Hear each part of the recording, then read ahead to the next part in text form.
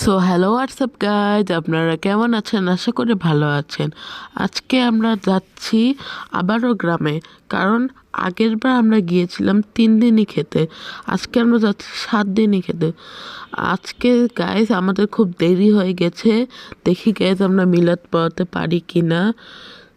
So guys আমরা এসে গেছি, দেখেন আবারও এই ব্রিজটাতে এসে গেছি।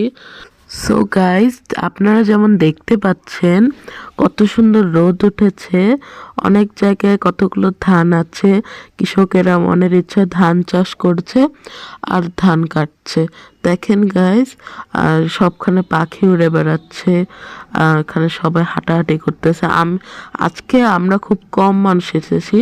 আজকে আমি, আমার ফুফাতো ভাই আর রসলা আমার চাচু সহ আমরা যাচ্ছি। আমরা গাইস প্রায় এসে গেছি। দেখেন এখানে অনেকগুলো পাখি উঠতেছে, এখানে একটা পুকুর আছে, একদম কাছাকাছি আছে আমরা। সো গাইজ আমরা এসে গিয়েছি।